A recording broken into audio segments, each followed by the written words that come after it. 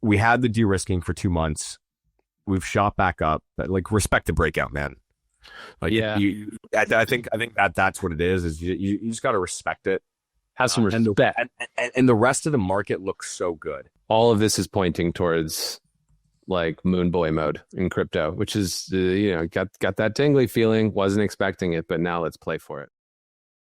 This episode is brought to you by Kraken Custody. You'll hear more about them later in today's episode. As always, investments in blockchain technology involve risk, terms, and conditions apply.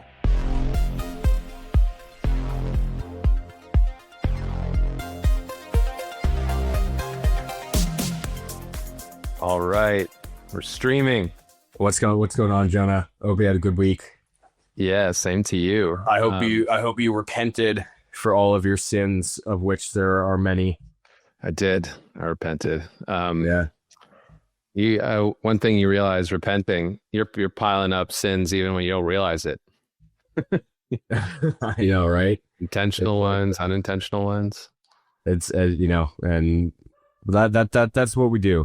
Every year we go in and we repent for our sins to hopefully have a good year. And man, is this year off to a good start.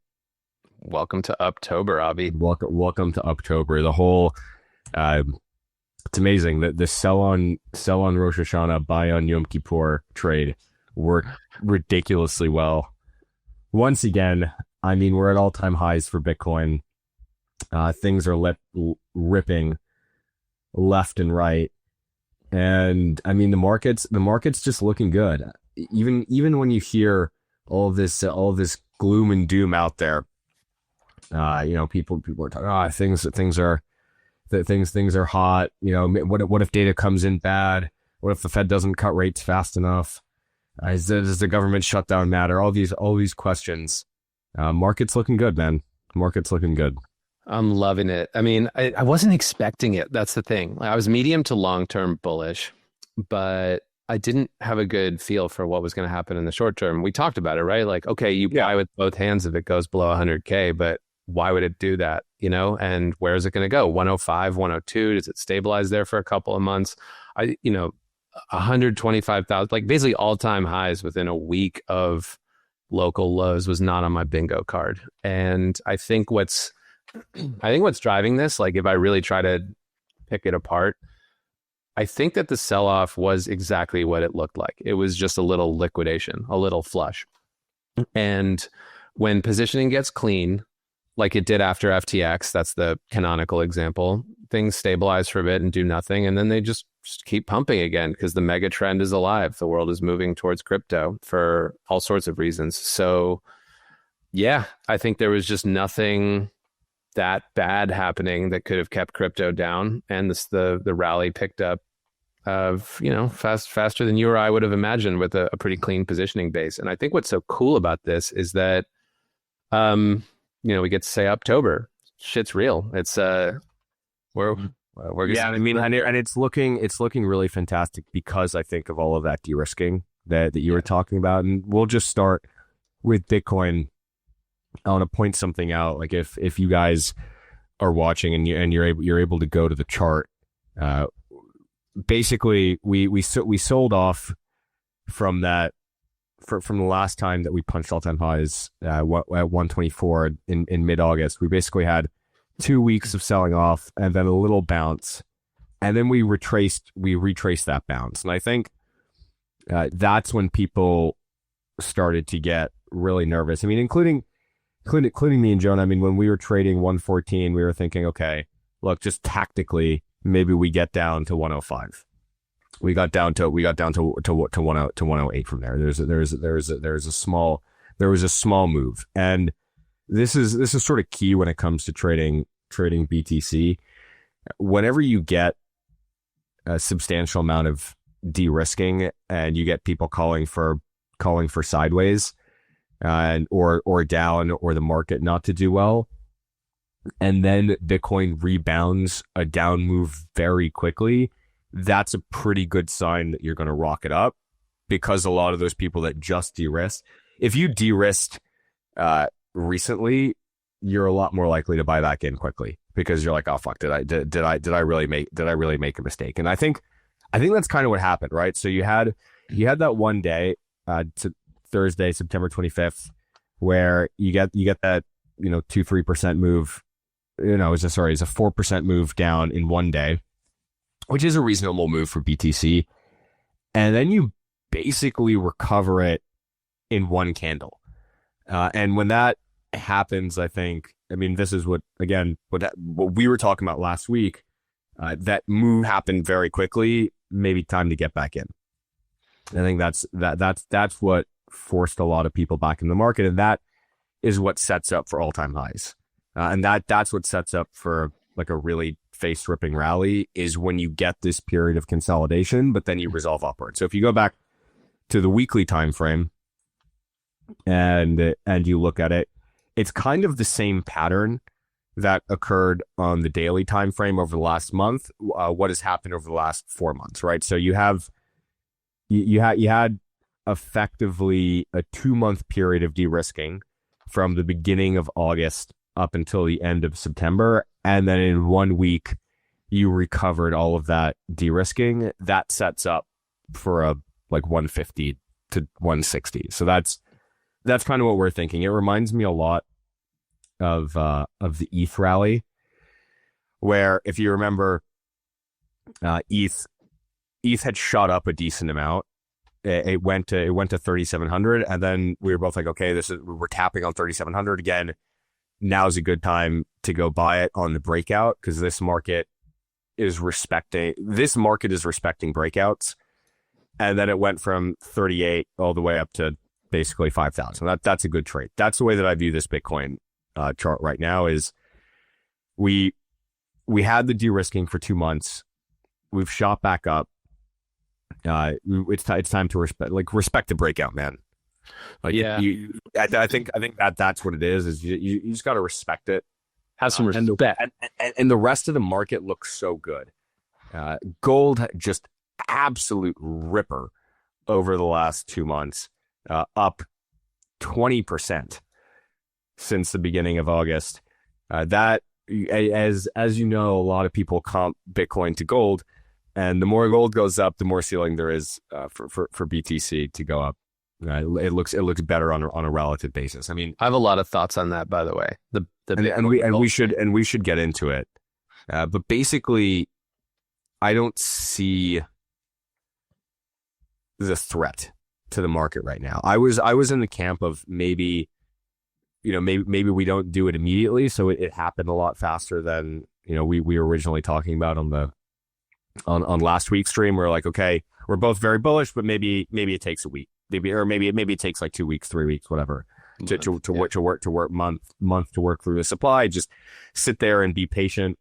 And that's always my favorite thing, is when I get into a trade and I'm like, okay, gotta wait this out, gotta sit here and be patient, and then you don't have to be patient at all. Yeah, I mean, this is amazing. This is like Breakout the champagne amazing. I was not expecting this, but I'm positioned for it. Like you said, just like, oh wow, thank you. And by the way, look at that BNB chart. It's like it's like doing a parabola.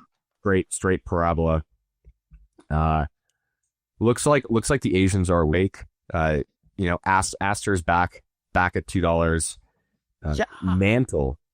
Mantle is doing very well. That's the Biden equivalent of BNB. As you know, we'd put on that BNB trade a while back. That I think you can probably just sit in for an extended period of time.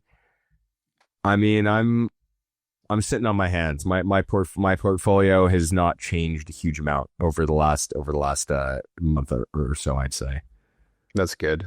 Let's talk about Bitcoin and gold for a second. So I'm going to share my screen here. I'm going to share some trading view fun. So this is BTC versus gold. Very important chart right now. I'm going to extend it back to let's say to 2020. The reason why this is an important chart is because when you're long Bitcoin, you're not really 100% sure how much of your price appreciation is just dollar debasement and de-dollarization versus how much is actual crypto adoption. And it's an important distinction because we can sit here and pat ourselves on the back feeling smart about crypto taking over the world when, realistically, maybe like if you look back in 2000, like early 2021, crypto wasn't taking anything over. It was just, Joe Biden and company printing trillions of dollars, and Bitcoin kind of protecting you, but it was really the dollar going down, not Bitcoin going up. Maybe Bitcoin going up on some hype too, and some momentum and some FOMO. But like, if you take out the hype and the FOMO on the gold, if you're denominating Bitcoin in gold, you get a much clearer picture of what Bitcoin's actually doing relative to, like, it's a digital version of gold. So, you went from 5 or 6 on the chart in 2020 to like post crash 12. Pretty decent, right? It more than doubled in price, but a lot of it, this big explosion in the 2021 era was hype, and the real de-dollarization thing, like maybe the dollar depreciated by 50% or something. That's what Bitcoin kind of tells you on the Bitcoin to gold chart from, going from 6 to 12 or 5 to 12. Where I'm going with this rant is like, let's zoom more to, let's start in 2023 when assets had kind of stabilized. The Ukraine war had become kind of a permanent part of the picture. I think 2023, Jan 2023 onwards represents the paradigm that we're in now in both Bitcoin and gold, right? And I'll explain what I mean here. Bitcoin, it's in the post-FTX era. It's, we've worked through the concerns of Terra Luna. We've worked through the hype of that 2021 froth. This is, we're in kind of like a stable adoption grind higher phase for Bitcoin. Gold is also in a new paradigm. Ever since the Ukraine war broke out in 2022, gold flipped. They used to be a risk off asset that people would buy when they were panicking about risk assets. And now gold has transitioned to a new steady state where it's basically a diversification hedge, a de-dollarization hedge, something that China will feel comfortable putting, big balance sheet into because they don't want to hold as much US denominated securities. Again, we've talked ad nauseum about this because the US stole Russia's dollars as punishment for the aggression in Ukraine. Now, anybody else who's thinking of doing something that the United States might not like, they're going to try to diversify out of dollars into what? Into gold. So gold's a de-dollarization hedge. Bitcoin's in its kind of, enlightenment phase. So this is the new trend, right? Both assets have stabilized. This is the paradigm. So let me draw a trend channel on it. If I just sort of mark the lows of this channel here, the Bitcoin to gold chart, and I mark the, maybe some of the highs, realistically, where we're at now, we haven't even really bounced off of like the lows that much. Let me do a regression trend just to extend this line a little forward. Like basically where we're at now is sort of the lows of the channel trading around 32. If it were to go back to the middle of the channel by year end, that kind of looks like 40 on the chart, right? The middle of this trend channel. So BTC to gold should go from 32 to 40. So if I just do the back of the envelope math real quick, 40 divided by 32 times, it's currently trading about $125,000 a token. That gets me to like $156,000 a token. If we just revert to the middle of this trend by year end and gold doesn't move, which is, pretty big if. It looks like it's going to keep sending. I think basically just denominating Bitcoin in something other than USD is important to abstract away all of the noise around dollar debasement, rate cuts, etc. And to me, just like if gold continues rallying, we're looking at 160, 170 plus by year end. If gold were to just flatline here, mean reversion alone, I think, brings Bitcoin to 150, 160. So that's kind of how I'm looking at it, just from another perspective, kind of to sanity check all of the theses. And so far, everything looks good. It confirms what you were saying about. No, I think that's great, and I also think that whenever you chart Bitcoin, charting it against gold, chart it against Nasdaq, like try to understand basically where flows have been going and what flows could revert back into BTC. I think that especially with gold ripping so much, there's reasonable amount of people, including myself, including you, that probably own both.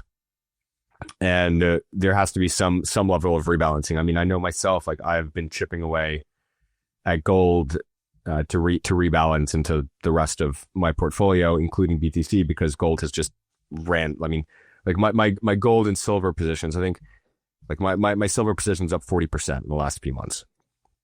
It's like obviously I'm gonna rebalance that into Bitcoin, right? Yeah. So basically, what I think is happening right now is look at Nasdaq. I mean, Nasdaq's up 18% year to date. Equities are ripping. If you actually like go look at Tesla, go look at Robinhood. A lot of money has been made this year. I mean, Robinhood continues to just rip, which I think signals that there's just still a tremendous amount of speculative money, basically willing to make bets on the future of crypto. I mean, for Robinhood to go up in the last month, the 30% that it does, and Bitcoin to stay stable, I don't think makes sense because it's kind of the same type of buyer.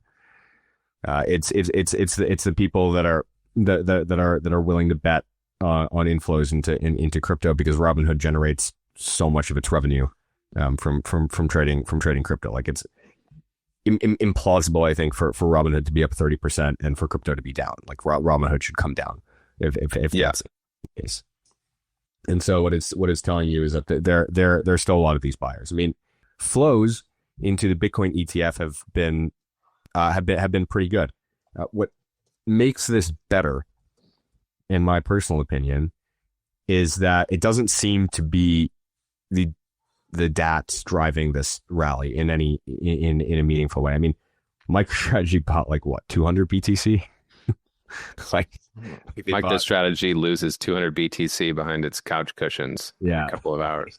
Like they're not jamming the market here, which means your fellow apes are jamming the market. Yeah, much nicer to be in a trade with fellow apes than it is to be in a trade with MicroStrategy.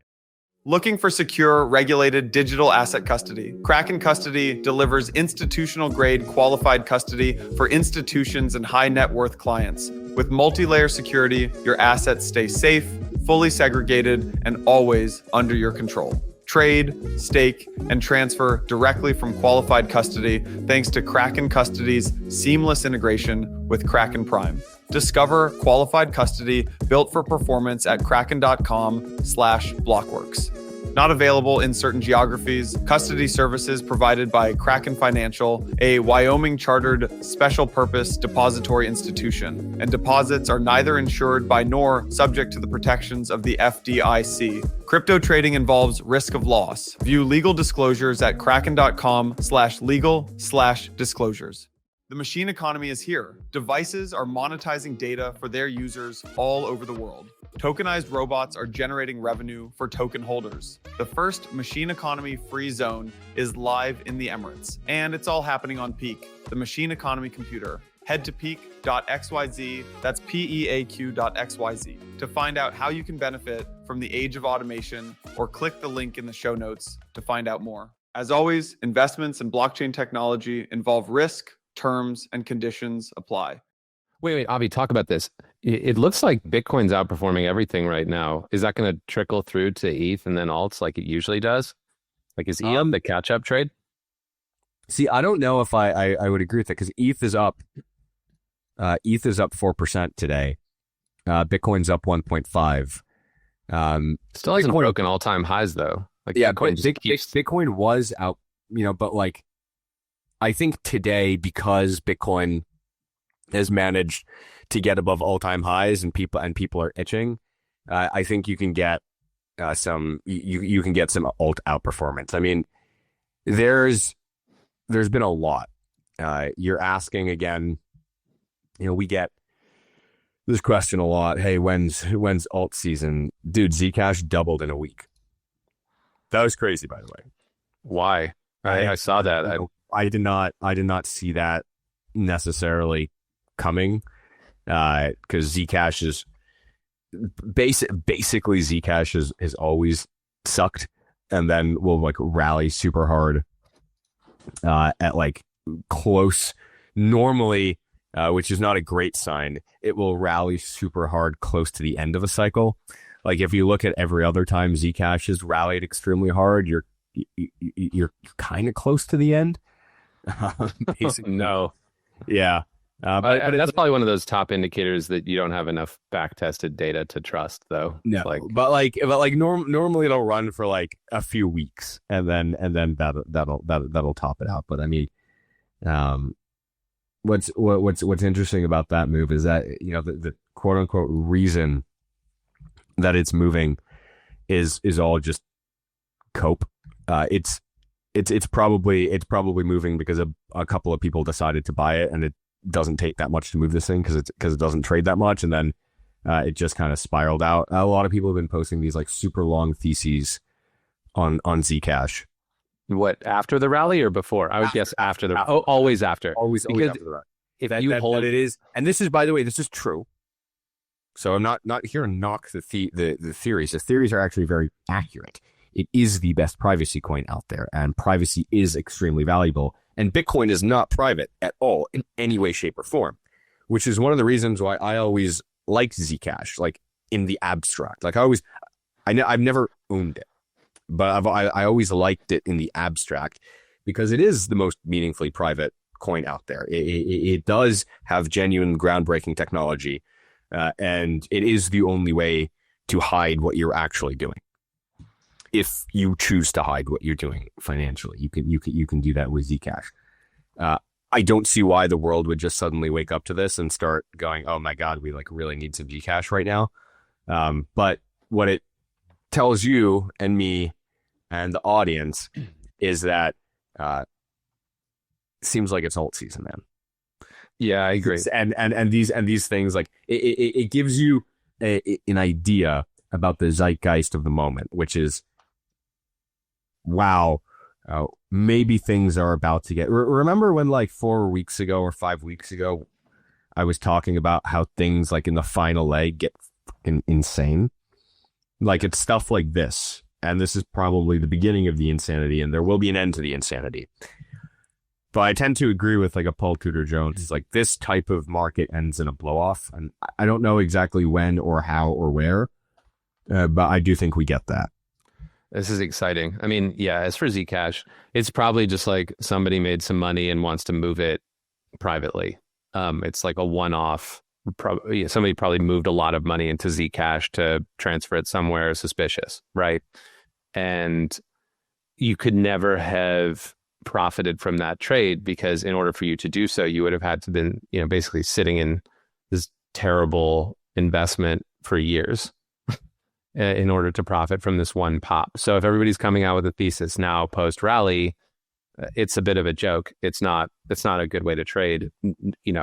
You all can feel very good about missing Zcash because this wasn't predictable. But like you said, Avi, it definitely telegraphs some froth in a way that the DATs don't. The DATs were kind of like financial structuring that helps certain types of participants access crypto who couldn't otherwise.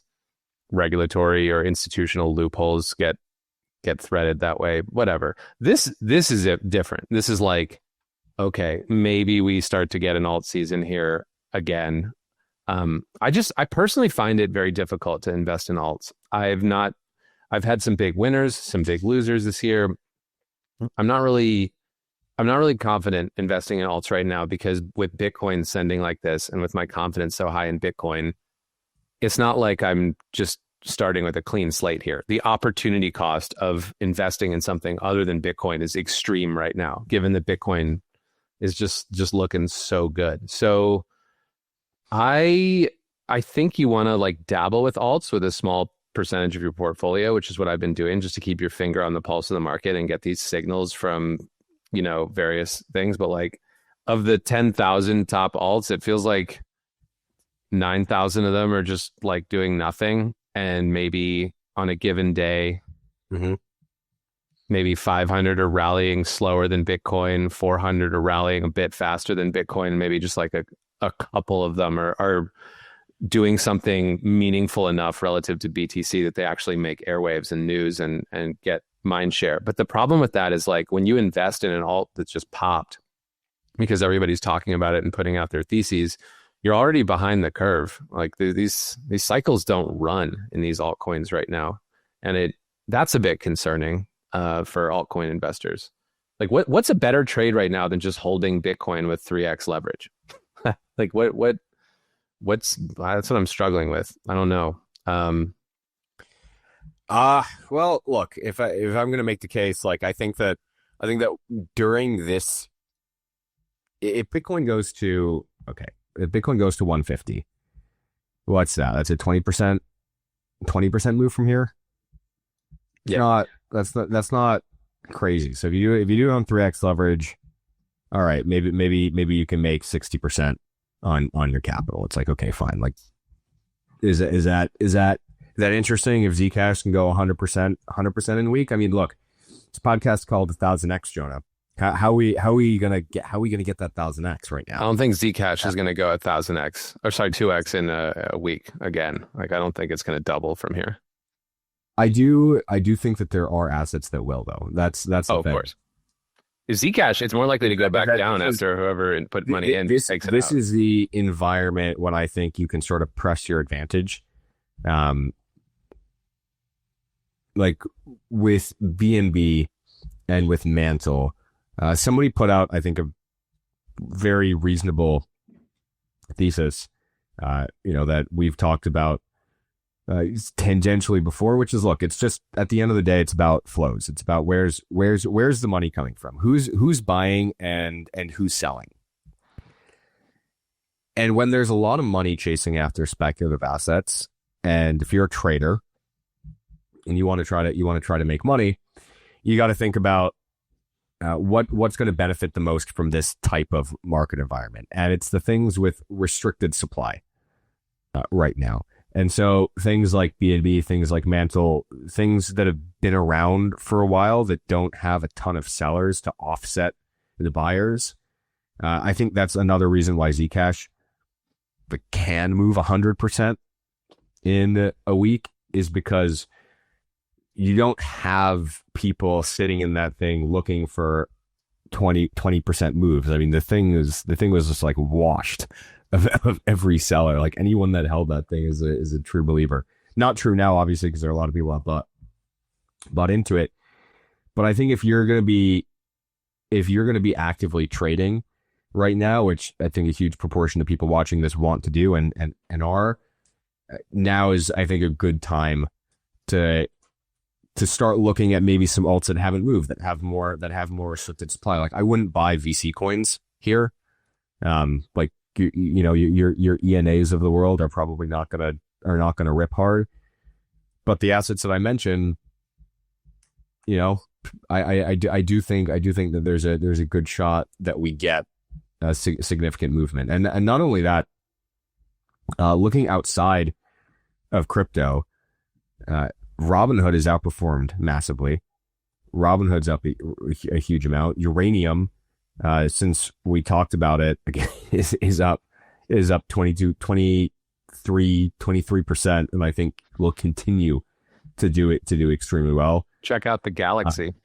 Galaxy is just, I mean, Galaxy did, I think they launched a really cool product today with this Galaxy One. Basically, they're like launching their own version of Robinhood. Like they're launching a brokerage. It looks like it's the first truly fully integrated brokerage where you can buy stocks and crypto and move assets around. Because Robinhood, you can do it, but the fees are ridiculously high on Robinhood. Like, I mean, if you want to go buy like Aave, for example, you're paying up the ass. Yeah, to go do that on Robinhood, you're paying a lot of money.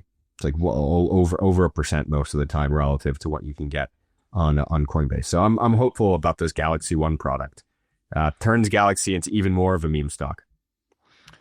Yeah, Galaxy has the potential to just completely disconnect from fundamentals and go berserk if it hasn't already. Well, it's basically doubled off of the recent lows in early September. So like in a month, it's up 74%. I mean, that's pretty damn good, Jonah. That's amazing. What more can you ask for? And I think, and I still don't think it's a particularly crowded trade. So when we're talking about stuff outside of BTC, I think there clearly good investments out there still. Oh, I agree. I wasn't saying there weren't. I think I love Galaxy, and I've been talking about that one for a while. One of the users in the chat, New Type, writes, "Who is Galaxy partnering with for that brokerage, or did they build it from scratch?" It's a good question. Like, why would it be that Galaxy is the only one that can build this and not Robinhood or Coinbase? Like, why can't Coinbase add zero fee stocks? Why can't Robinhood add basically almost zero fee crypto? What is it about Galaxy that's so special?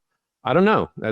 It may or may not even be worth looking into, because it may just become a meme, like you said. Well, you know what Galaxy One really is, and it's kind of funny because maybe some people don't know this because they're newer into crypto. But the guy running the Galaxy One product is this guy named Zach Prince, and Zach Prince is famous for one thing, for building BlockFi and then having it blow up in a massive way because they offered a ton of leverage to people running the GBTC trade. It's completely nuked the company. Before that, BlockFi was a really good company. They were amassing huge amounts of deposits and huge amount of traction. Zach is a really good operator. I think he took way too much risk his first time around, and he's probably learned how to not do it this time. That would be my guess. And so when I look at Galaxy One, I see a redemption for this, for BlockFi. It's like the BlockFi founders redemption arc. And I think it's the only thing that gives me pause is in the announcement, they say, Galaxy can offer 8% on cash because of their $1.1 billion lending book. And I'm just like, you don't love to hear that. No, but knowing people at Galaxy, I do think they have a good risk team. They're much, much, much better at risk than any firm was in 2022 when everything blew up. I mean, they're actual good, like real people there, as opposed to like a bunch of like young guns just slinging risk left and right. So I have more faith in them, and I think that they can bridge over TradFi and crypto. And so on the crypto side, at least, Galaxy has its own desk, right? Like they are able to go buy and sell crypto for you. Galaxy is sorry, go ahead. On the TradFi side, I'm not sure, but I'm sure they have some good banking partner there that's allowing them to buy and sell stocks. To me, Galaxy is just a compression trade to the market cap of Coinbase or Robinhood. Like, Galaxy trades at 14.85 billion market cap, and Coinbase trades at, market cap. Coinbase trades, what the heck? It's Coinbase's market cap. I'm struggling here. I see what I did wrong. Coinbase, 98.65 billion. So, yeah, I don't know. Maybe it's a 6xer from here if it becomes a meme stock. And don't sleep on the data center biz either. Like, that's AI can continue to become a silly space with multiples that make no sense relative to revenues. So Galaxy has a data center. It's got crypto. It's trading. It trades up more than Bitcoin on days where Bitcoin is up, and it trades down less than Bitcoin on days where Bitcoin is down. So this one is just like you probably want to continue riding it if you hopefully got some size on. Maybe that's how we earn the name 1000X in our podcast, Avi. We just jump from one 2-bagger to the next 2-bagger over and over. And over time. I mean, that's the key. And don't forget, sizing matters a lot. When it comes to this stuff. So, like, for example, when I look at my portfolio, I wanna make sure that if I think something has a good chance of 2xing, then I make meaningful money from that. It doesn't really matter if I put in 1% of my portfolio into something and it 2x's. It matters if I put in 10% of my portfolio. So sizing sizing is everything on this. And the way that I would think about it, I mean, there've been a lot of studies on this. I mean, the Cali criterion obviously is like sort of the gold standard, but to put it in like easy to understand English terms for you guys, I would at minimum, if something's going to 2x and I have 60 to 70% confidence of a 2x, I'm putting in at least 5% of my portfolio to this thing, at least 5. And if I think if I'm like 75% confident, I'm probably putting in 10% of my portfolio into this thing, because it isn't like you aren't commonly coming across things like that. If I think now, what's interesting is, if I think something is 10x, but I'm like 50% confident, I'm also probably putting in 5% because confidence level is lower, but return target's higher. So one thing that's interesting also, Robinhood in my book is 5% of my overall book, because I think that there's I think in 5 years a reasonable chance that it 10x's from where I go, but I'm like 50-60% confident that it does that.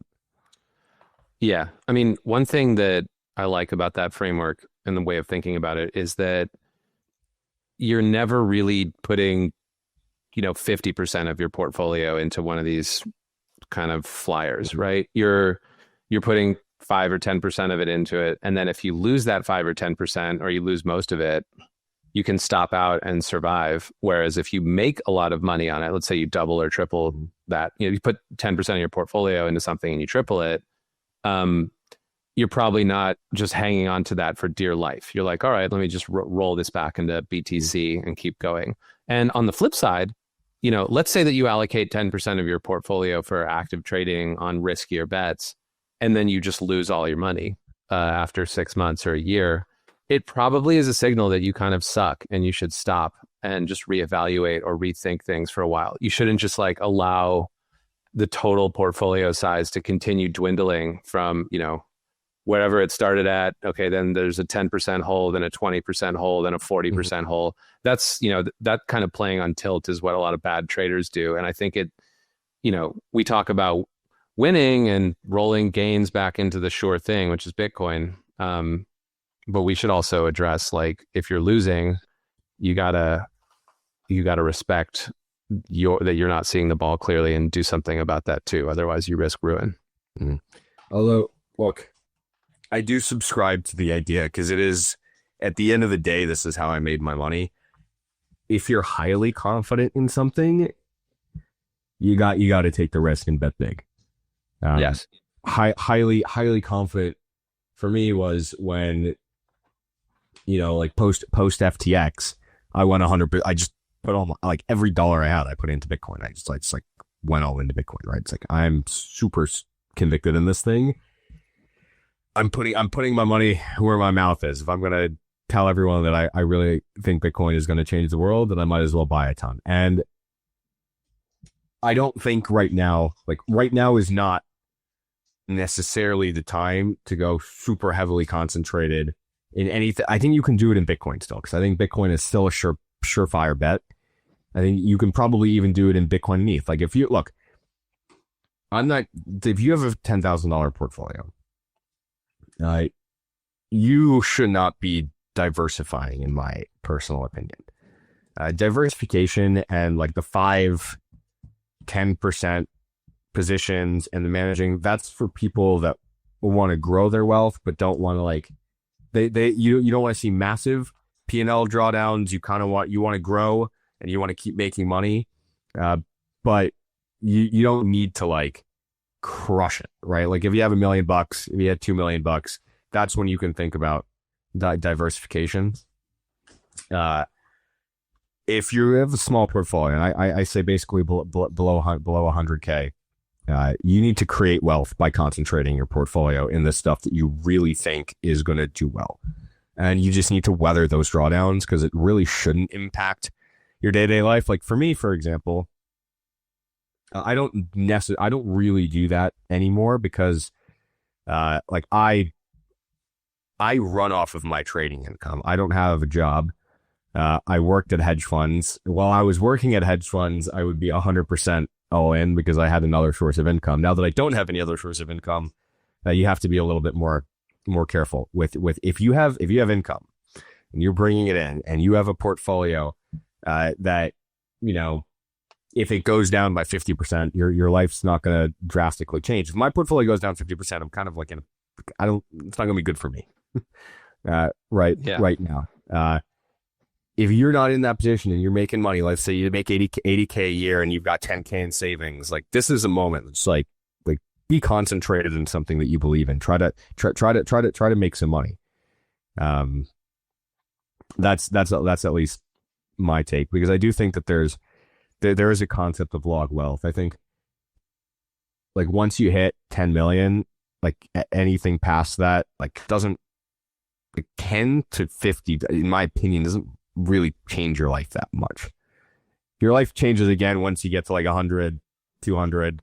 And I know we're talking nonsense here, but you know, like the marginal value of every dollar from like 10,000 all the way up to $1 million is massive. And then it starts going down, and then it starts going down even more. And then like the marginal dollar after 5 million, 10 million is like whatever. You know, if you're a humble, normal guy, it's not going to change that much.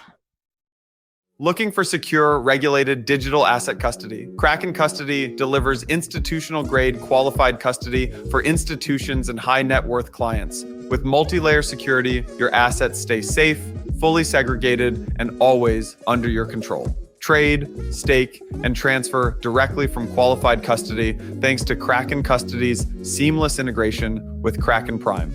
Discover qualified custody built for performance at kraken.com/blockworks. Not available in certain geographies. Custody services provided by Kraken Financial, a Wyoming-chartered special purpose depository institution, and deposits are neither insured by nor subject to the protections of the FDIC. Crypto trading involves risk of loss. View legal disclosures at kraken.com/legal/disclosures. The machine economy is here. Devices are monetizing data for their users all over the world. Tokenized robots are generating revenue for token holders. The first machine economy free zone is live in the Emirates, and it's all happening on Peaq, the machine economy computer. Head to peaq.xyz, that's peaq.xyz, to find out how you can benefit from the age of automation, or click the link in the show notes to find out more. Shout out to today's sponsor, Katana. Katana is a DeFi first chain built for deep liquidity and high yield. No empty emissions, just real yield and sequencer fees routed back to DeFi users. Incubated by Polygon Labs and GSR, Katana is launching with notable ecosystem of primitives, assets, and partners like Morpho, Chainlink, and more. Katana's 1 billion cat campaign is live. Bridge and deposit directly into vaults in one simple click and start earning immediately on your Ether, Bitcoin, USDC, and more. Follow the link in today's show notes to get started. As always, investments in blockchain technology involve risk, terms, and conditions apply. Yeah, I think you made a really good point there about how to balance your work and your portfolio. Like, one of the biggest trades I've ever done in my life was, like, I did not go in immediately post FTX. I did not go all in on crypto because I was working in crypto, and I was pretty much, you know, I was balls long at work after FTX. Like, we took our assets off of FTX a couple of hours before they halted withdrawals. We were kind of the Bubba Gump shrimp company after that huge storm hit, because everybody else had been totally annihilated and we were still going strong. And so I was balls long at work, and I had a lot of exposure to that. But then when I ended up just like leaving institutional crypto trading like you did, because you don't really need an institution to make money in crypto, that's when I went all in. I basically like sold my position at work, monetized that via, you know, just contractually, and then just replaced it with risk in my PA.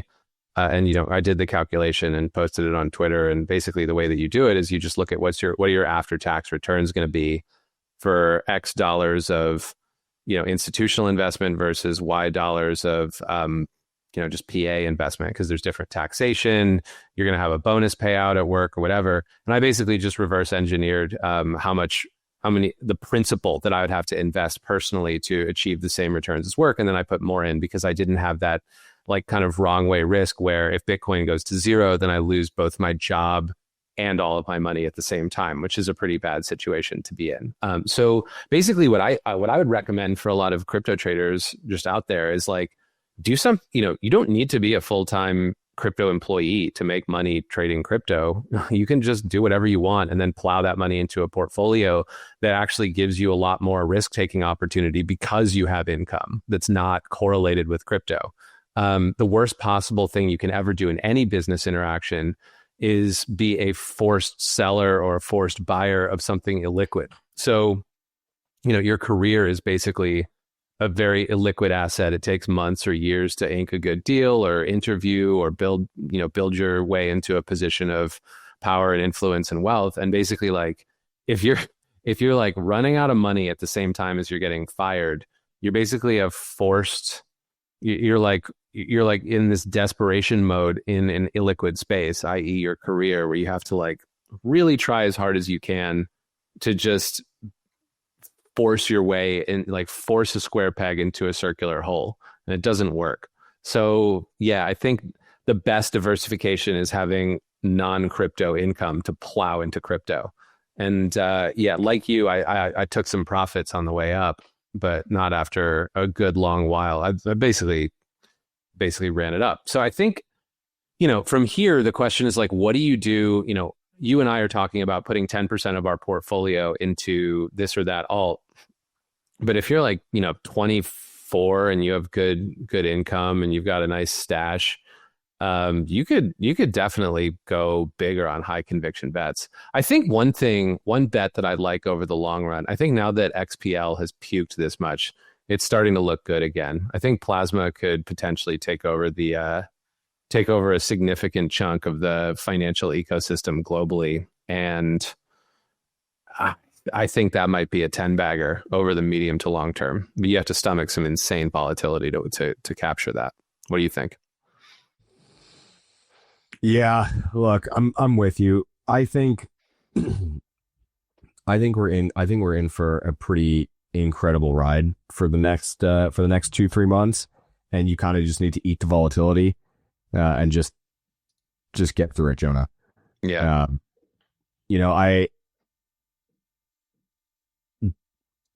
Gold is 10 times bigger than Bitcoin. And if gold can move 20% in 2 months, let's see what Bitcoin can do. That's basically where I'm at. And I think I'm reasonably convicted in this. Like one way to play it is to just start buying upside calls on Bitcoin, because what tends to happen is that calls, I think, are the most missed price right after a big move, because Bitcoin is very, very reflexive just as an asset. Yeah. And so when it breaks out, calls don't immediately reprice. Calls do, like the vol does not immediately jump 10, 20, 30 points. It should, though. I bet it does on iBit.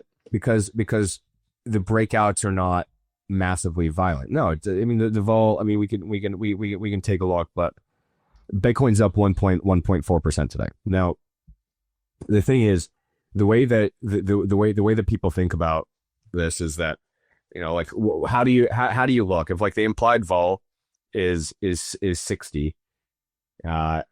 That's talking about what? That's a 3% implied move a day, right? Yeah, because you take the square root of 365 and divide the implied vol by flat price times vol divided by square root of the number of trading days in the year. So 365. 365, 252 in the case of a stock, whatever.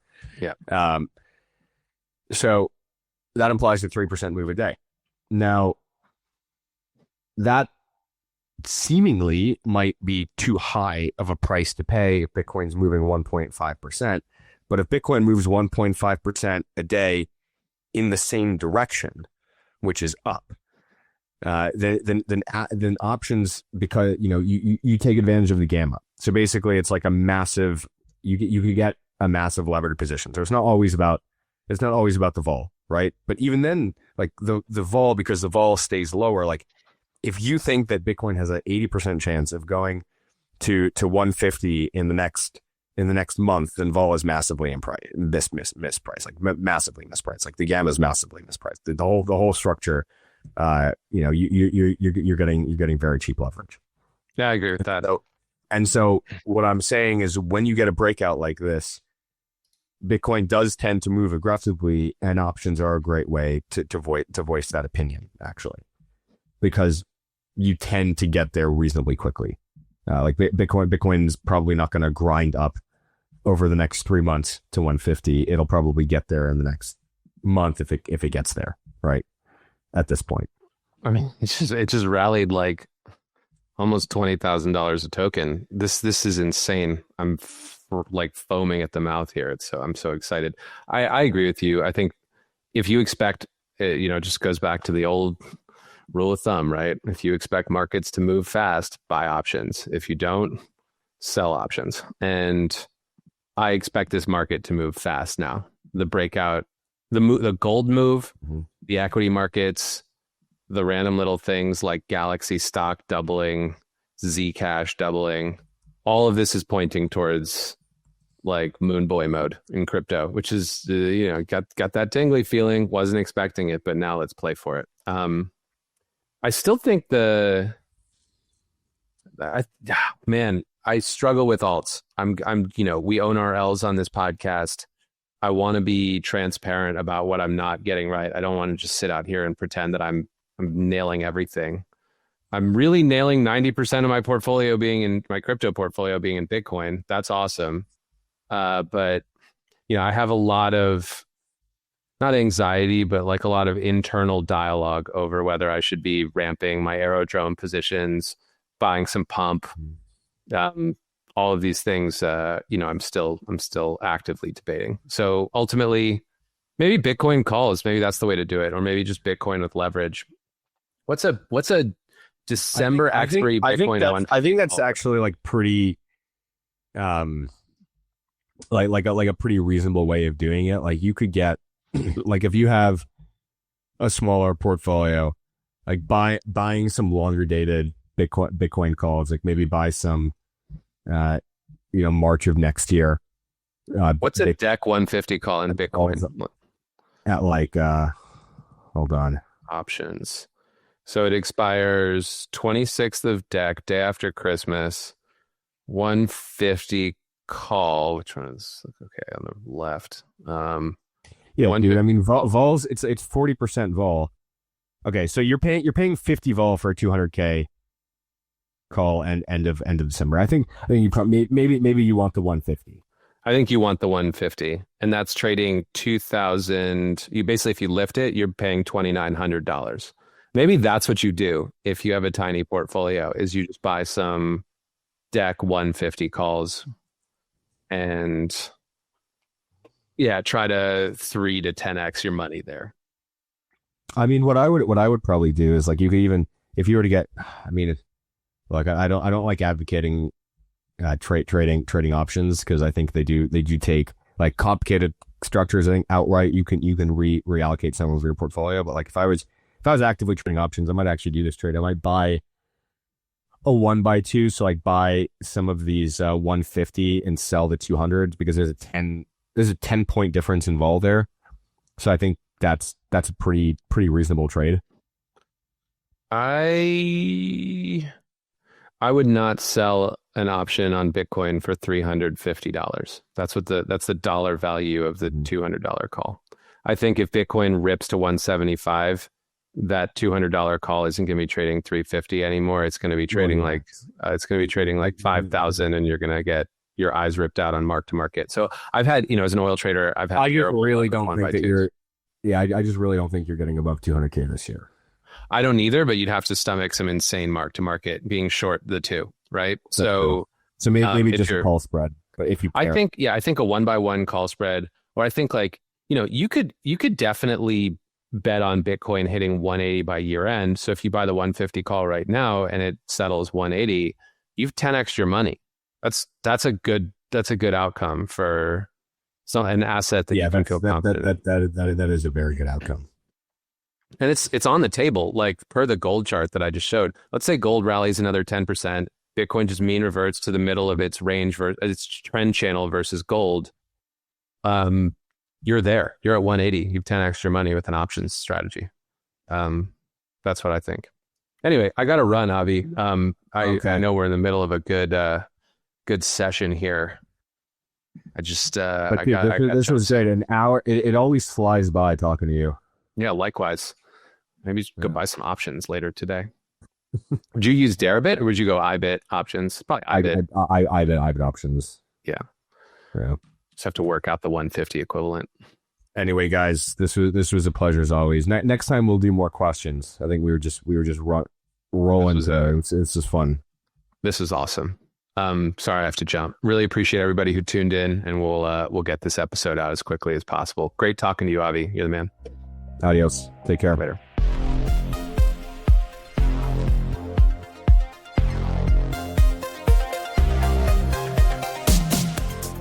Nothing said on the 1000X podcast is a recommendation to buy or sell any investments or products. This podcast is for informational purposes only, and the views expressed by anyone on the show are solely their opinions, not financial advice or necessarily the views of Blockworks. Our hosts, guests, and the Blockworks team may hold positions in the company's funds or projects.